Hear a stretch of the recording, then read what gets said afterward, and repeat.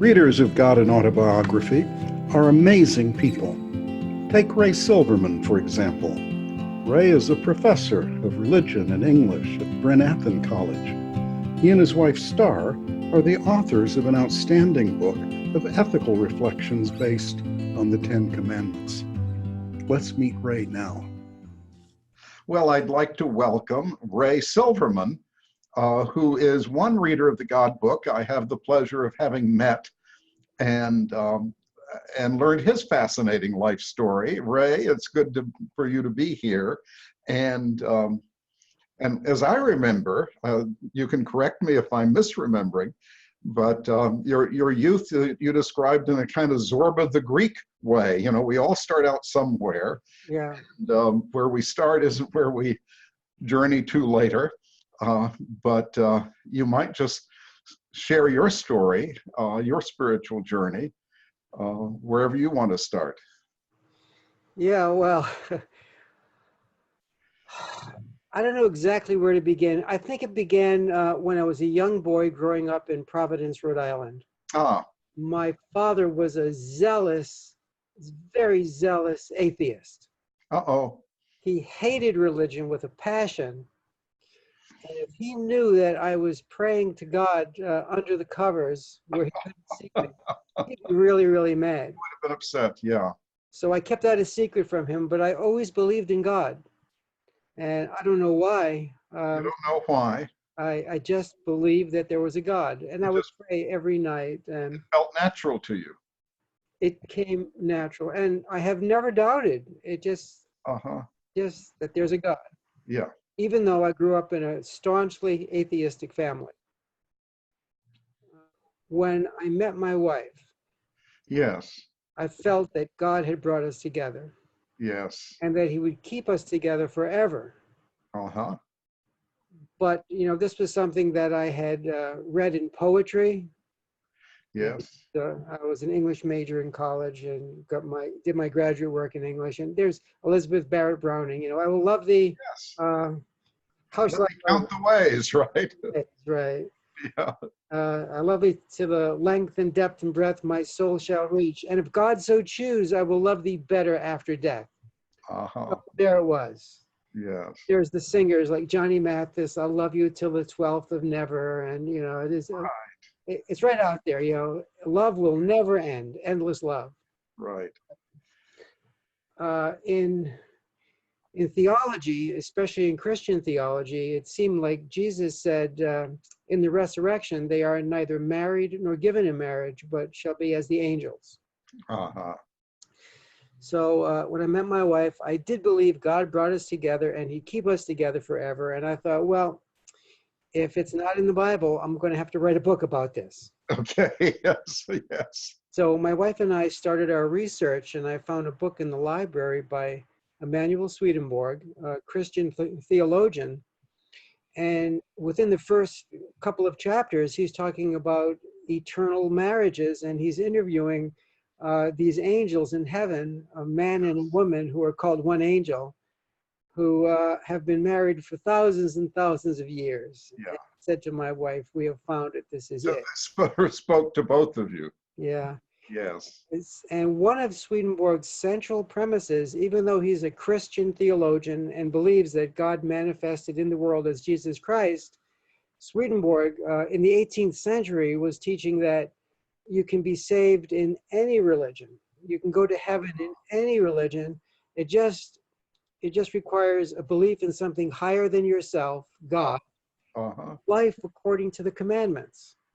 I love that. I love that. You know, it spoke to everything that I ever believed.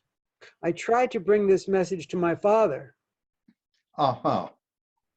who would not accept it. Right. Well, I accepted it so much that I became a Swedenborgian minister. Yes. When I did that, that was like the nail in the coffin for my father. He disowned me. He didn't speak to me for the rest of his life. Well, that's painful. That was painful, but I know that we'll meet in heaven and we'll have much to talk about. Okay, all right. So that's a very condensed version of my story.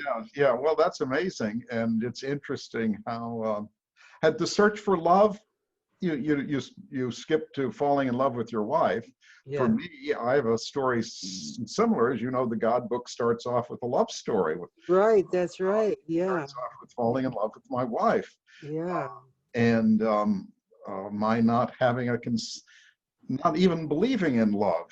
Yeah. For that, I believed in compatibility or something like that. Yeah. You put your two profiles side by side and see if you're compatible, common interest and whatever. Yeah. But there were many years before that, and so it was a long journey to find the right person. What was that journey like for you? Was it a wasteland, Was it a, or just the journey toward finding your wife? oh, well, my parents, for example, didn't talk to each other at all. And So you didn't have a model of a yeah. marriage. And it was like, Raymond, tell your mother, and Raymond, tell your father. So I was like the middle person. I was the youngest child. I was the last one in the family. Yes. They were still not talking. So I had this terrible sense of a marriage that didn't work. And part of my prayer was, dear God, help mommy and daddy become friends. Of course. Just help them become friends. Eventually they did become friends. That Oh, good. answered. Good. That, That's very hard on the child. yeah. Yeah. And then I had relationships before I met my wife that, were so painful. Really. I never wanted to repeat those again. Yes. Met my wife. We were both determined to make this marriage work, Yes. not repeat any of our prior relationships. And we knew somehow that the only way it would work is to put our lives in the hands of God, who would keep us growing together. So you were, at the time you came across God and Autobiography, you were a Swedenborgian minister. Right. And I always tell friends that I discovered that, like, the Vatican of the Swedenborgians is right here in Bucks County, Pennsylvania. This is really, really one of the great centers Yeah. worldwide. Except Swedenborg's not our Pope.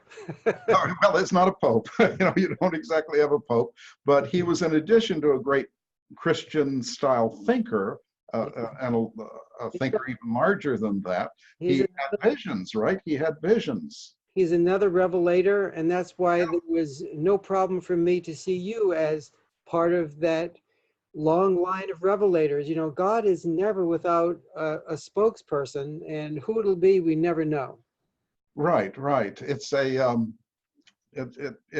an interesting question, because a lot of people think, as soon as God, you might say, finished writing the New Testament, he retired and moved to Florida. God just went silent at that point. Yeah. Except for, well, everybody knows if they have a life of prayer, or moments of where a sort of miracles seem to come into your life, or some special help.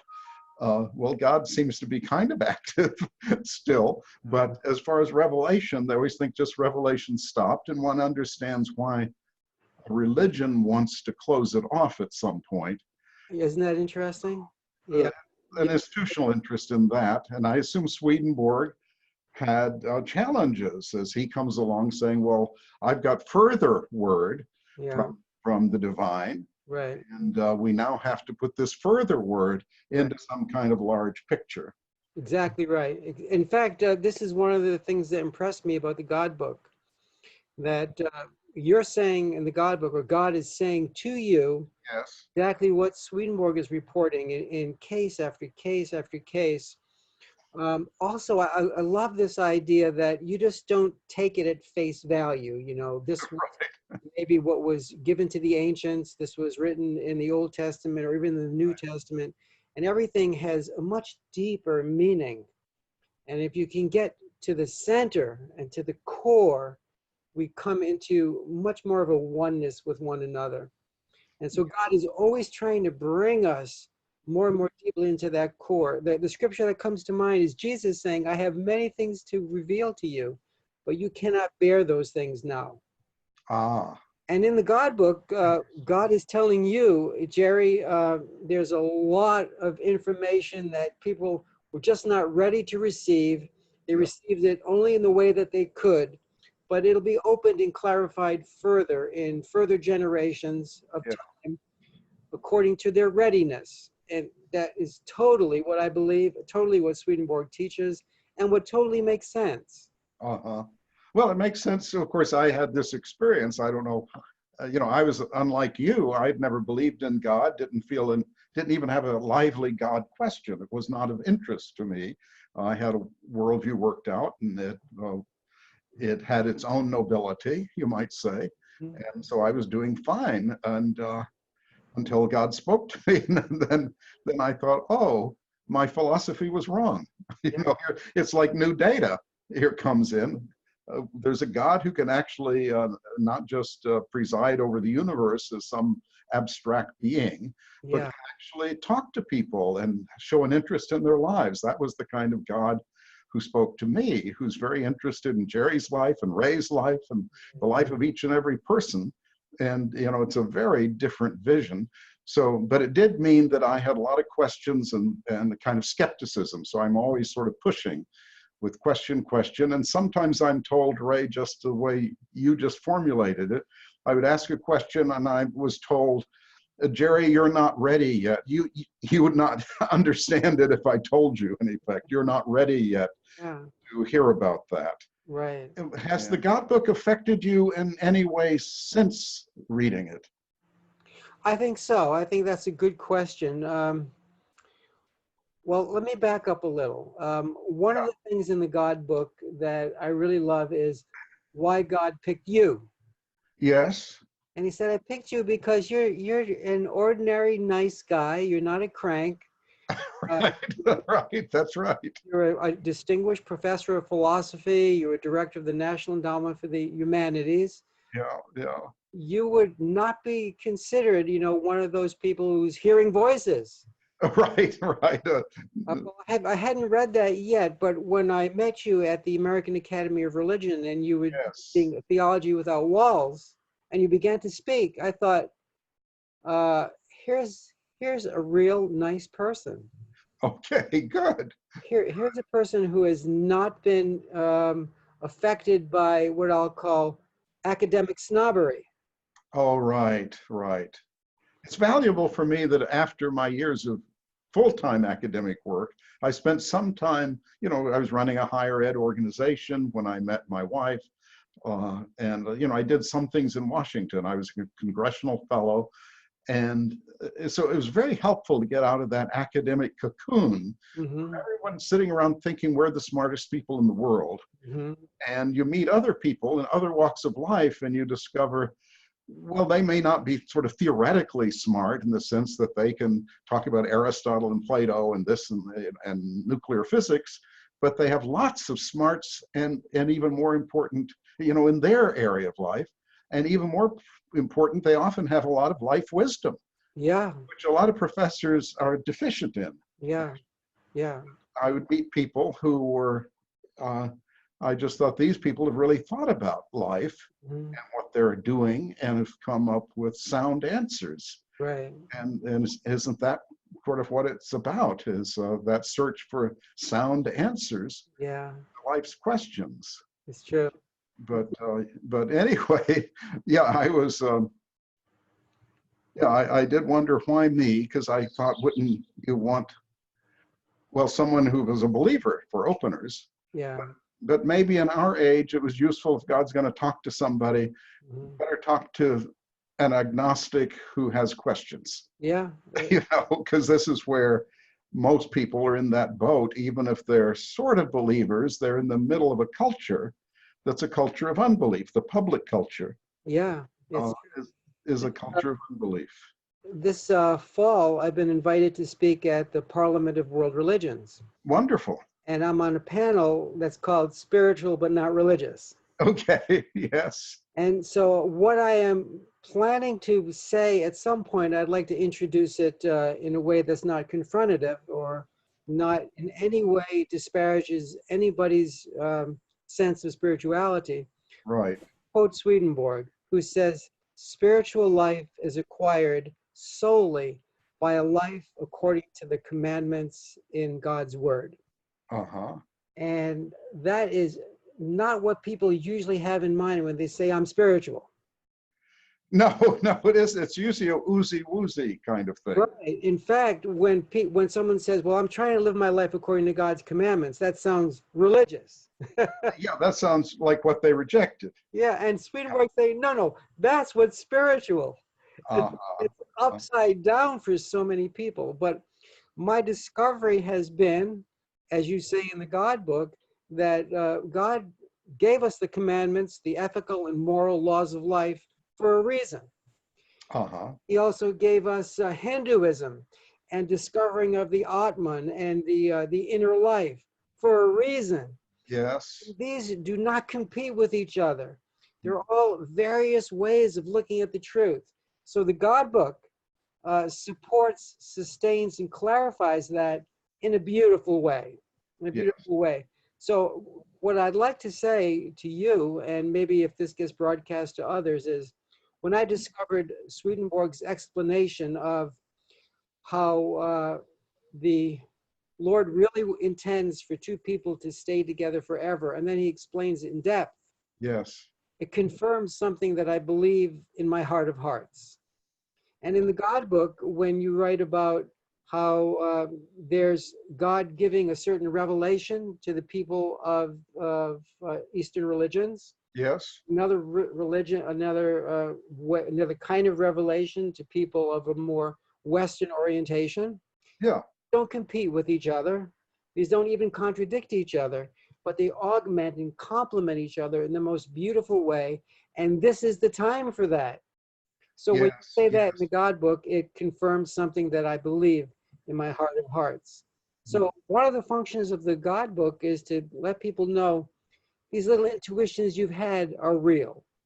Yes, that's right. And the journeys are real journeys, even though they're in different cultures with different vocabularies, different rituals, even different philosophical, whole philosophical systems. Right, They're right. valid, yeah, roots to the divine. And of course, the striking thing in the God book is that the divine, the ultimate divine reality is itself multifaceted. Yeah. And the different cultures, you relate the Atman relates to the Brahman. Well, that's one aspect of divinity, and that isn't achieved by some other relation, Right. by the people of Israel forming a covenant and so forth. That's another relation to That's right. divinity. That's right. And I guess extrapolating from that, I came to appreciate, well, down to the individual. There's probably a destiny for Ray and for Ray's wife, and so for each person. Yeah. And it might be to join this or that religion. Since all the good ones, they're not all necessarily good. There's no blanket endorsement in the God book, but all the ones you usually think of as major religions do have in them elements that are, might say, give you direct access to what's ultimate in reality. Right. And that's a wonderful vision. Jesus plays a huge role, as you know, because I also had an encounter with Jesus, and it is revisited at the end, but that never negates or nullifies the other religions and the kind of access they give you to the divine and the aspects of the divine that they help actualize, that help manifest in the world in which we live. But your notion of commandments, what struck me, I know when we first met at a conference, we sort of exchanged books of some kind, and you gave me your book on 10 Commandments, which is a teaching tool as well as an interesting read. Right. And I think you're quite right, Ray. Especially the younger generation do not like authoritarianism. Right. They don't want to be told this is a set of rules. You come in this building, you sign up for a set of rules. We're going to boss you around, tell you how to live, and mainly condemn you for living the wrong way. But it seems to me you teach right out of the 10 Commandments, right out of the text, and yet it seems that your view is an open and expansive way of using the 10 Commandments.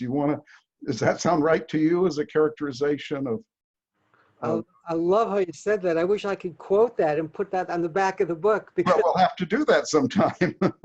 exactly. Oh, by the way, I've got the new cover. Oh, do you? Well, show it to everybody. Rise Above It, Spiritual Development for College Students, Ray and Star Silverman. And what's great about it, I think, is exactly what young people want. They don't want rules as if they were, in the military code of justice or something, how you've got to behave. They want something that they want people to speak out of their experience. Exactly right. I tried the drug lifestyle, and Mm-hmm. here's what it led to. And in my experience, it wasn't a winner. Yeah. It did not bring me happiness. Mm-hmm. It brought me a temporary semblance of happiness, and then the opposite.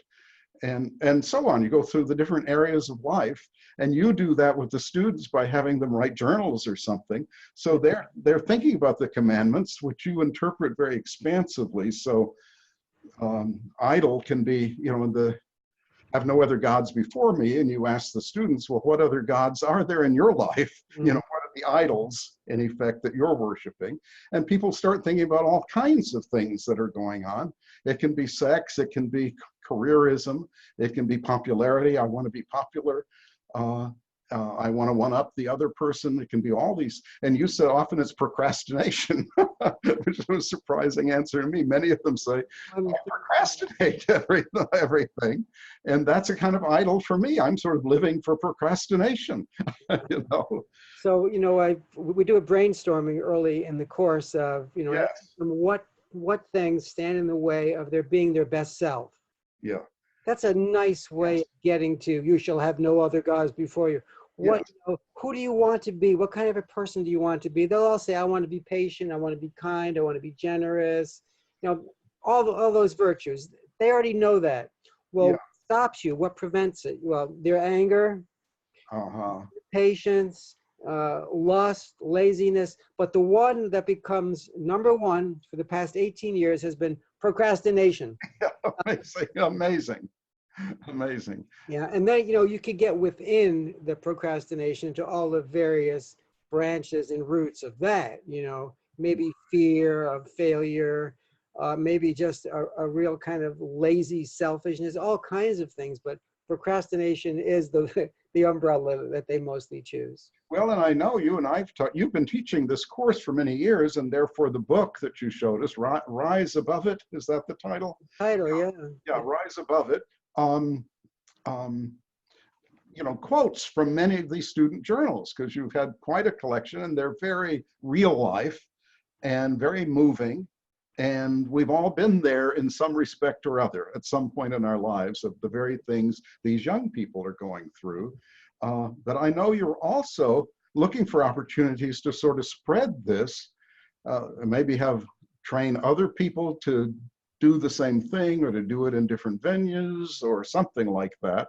And I just want to make a point of that, because if anyone if anyone who watches this video thinks, hey, that sounds like that might be good for my situation. It might be a college that's interested in building character, which is a new emphasis, or it might be, of course, a church. Or so I've talked to the leaders of Abigail's Temple Judea. My wife's Jewish. I've talked to them, because what better than to start from the 10 Commandments, but to do it in this very open and personal way.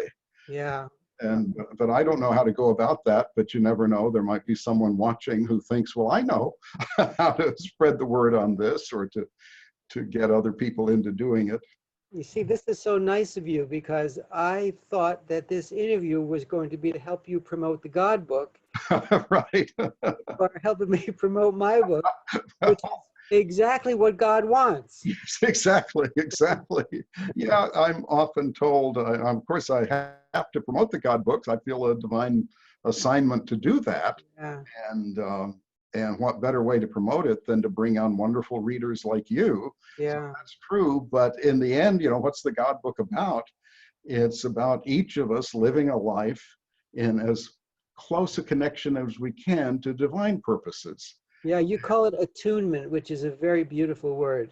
Yes, and it's funny, because I'm not a very musical person, certainly have no talents myself, but musical images are often given me in the book. That the attunement is one point described. I think it might have been the context of Taoism or something like that. but I don't think it's necessarily limited to that.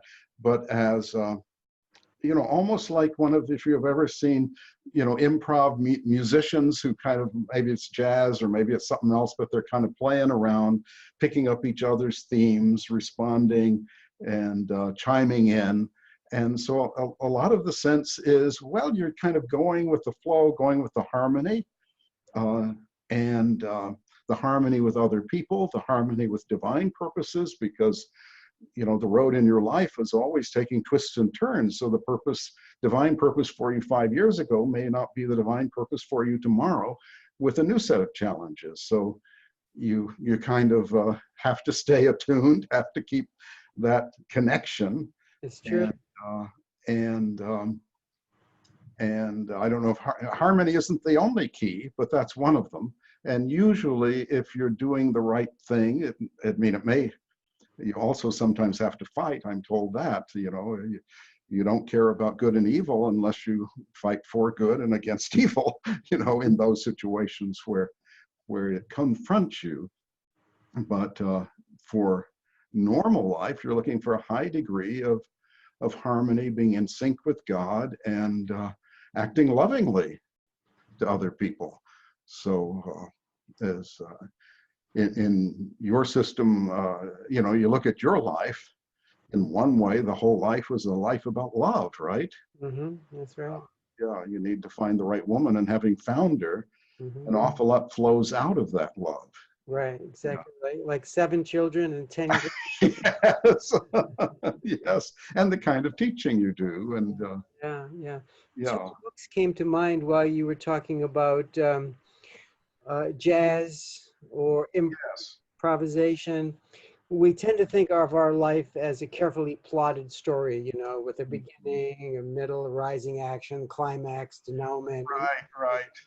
Sometimes stages. Yeah, but it's not like that. And so I took a course once where one of the textbooks was called The Jazz of Leadership. Okay. And it was really about just being sensitive to everyone's moment where they take the lead. Yes. And another book I read a long time ago, you probably remember it, was The Celestine Prophecy. Yeah, I never read it, but it was all over the place, a huge bestseller. And one of the things that stuck out to me in the book was he talked about dialogue or conversation in a group. And he says, at any given moment, someone is supposed to speak. Uh-huh. I guess this is sort of like Quakerism, isn't it? Yes. The idea of Yes. being moved by the divine. But I use it in my classrooms as a teacher. I say, if you feel called to speak, I want you to speak. But notice you might be called to just be quiet and listen. And at a given moment, the person who's speaking is the person who should be speaking. And let's see if we can honor that. And it's been marvelous. Good But that's principle. sort of like the jazz of leadership in the classroom. It's the way God orchestrates our life. I don't know why I bumped to that person today and why this happened. That kind of ongoing synchronicity is a real trust in the ongoing presence of God as our co-partner. Yes, that's the way my life has changed. At first, someone asked, has this changed your life? And I actually first said, no, I'm kind of the same guy I was before. Mm-hmm. But then I started thinking in more minute ways, you might say, that I'm nicer in traffic than I was before. Yeah. But another way is I do look for the divine signals, so that what I would have dismissed as a coincidence, or I now pause over. Yeah. I don't rush to connect them just because, everything's got to connect to everything. But I pause and think, is God sending me a signal? Putting this in my path, is this somebody I'm meant to stop and help, for example? Or just other kinds of things like that. If I suddenly have a thought or an urge, I wonder, is this been sent to me, this idea? Yeah. Well, that's a new way of thinking. In Christianity, that would be called being born again. Yes. You're not the old Jerry Martin. You're a new Jerry Martin. Everything is now filtered through the lens of, is this what God would like me to do? Yes. God would like me to say. And maybe the old Jerry Martin was a nice person who said, is this something kind to say? Should I, it's different. It's just different. It is different. It is different. And that whole thing about being born again, in Eastern thought, you could call that reincarnation. Now you have another chance. Right. Start over. Right. To start over. And I love that. Like sometimes my wife will remind me of something I did many, many years ago. And I can say, well, I'm not that way. That's not me. She'll say, no, Ray, that's not you. You're not that person anymore. And I love that. Yes. A chance to be a brand new person in this lifetime. Yes. Yes. That's called blowing out the flame of ego. Yes. That's nirvana. Yeah, nir, to blow, vana, out. To extinguish the flame of self-will, and what flows in its place is being led by God. Yes. Yes. And that's an amazing transformation. Yeah, yeah. And so there it is. That's Eastern language to describe Christian born again, but it's all one thing. Well, the Christian language is you go through a kind of death, right, to be born again. The death of the old will, old Adam or whatever, the old man, or the old and birth you of the new. That's right. Yeah. die in order to live. Is one God's always been there. He's always been there, whether you were in your old man or not. But now the pipeline is cleared out. Yes. God's flowing and doing the work through you, and Yes. it feels like you.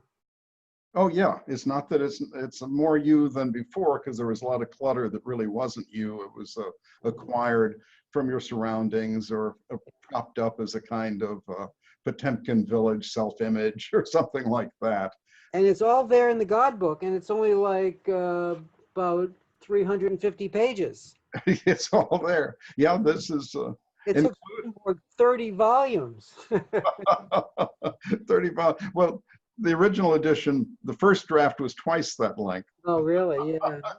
But I saw a lot of it were minor prayers and daily stuff, and even repetitive, because I often would be retracing ground, and got it down to whatever it is, 350 pages.